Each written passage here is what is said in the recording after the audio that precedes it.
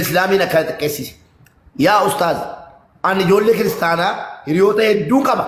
مليار تكو مسين بيتم لفرانتس جول لك كريستانا يدولي ولي قال جراتا كرو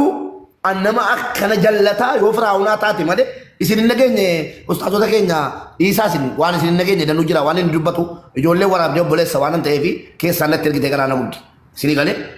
ani takkaa kiristaana akkas dubbatu nabi muhammad sallallahu alaihi wasallam holola akkas agas ga'e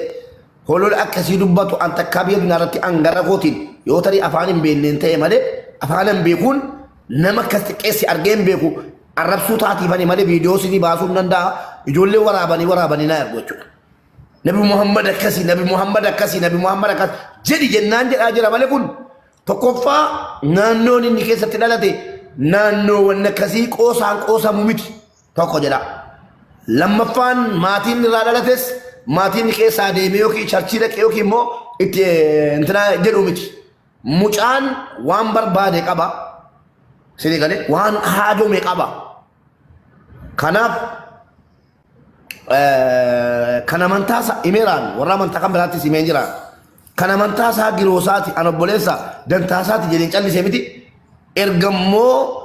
amanti keenya ke namni tokko gadi ba'e amantiin waliin qabda dhisi amantana manti kesin nu takkana bi muhammad amma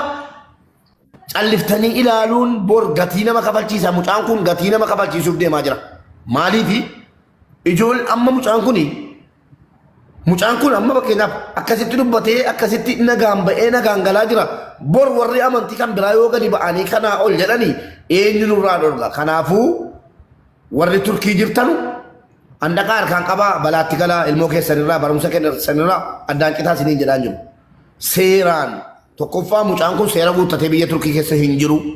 bakka inni jiru informeeshinii viidiyoon isinii hojjedha hadha suuraa isaatiin jechuudha naannoo inni jiraataa jiru yoo wallaaltan naannoo inni jiraatu har'a viidiyoo isinii hojjedhaan bakka inni galu waliin jechuudha naannoo sanatti warri jirtan inumaayyuu seerri hin jiru naannoo inni jiraatu sana seerri hin jiru badaa qabuu dandeessu kokkee qabdanii ofii keessanii mana hidhaa buusuu dandeessu warri seera guuttatanii jiraatan hartan mucaan kun tokkoffaa seera guuttatee jiru lammaffaa amantaa islaamaa xiqqeessaa jira jettanii himata irratti banuu dandeessu jechuudha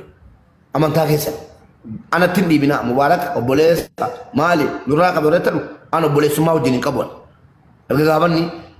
rabbiin waakkateeti nama rabbiin waakkate an akkamitti dhufe ana wajjin obboleessummaa himata hin qabu obboleessummaa waliin hin qabu ani sinii galee akkuma keessa isin obbolaa kooti ana isarra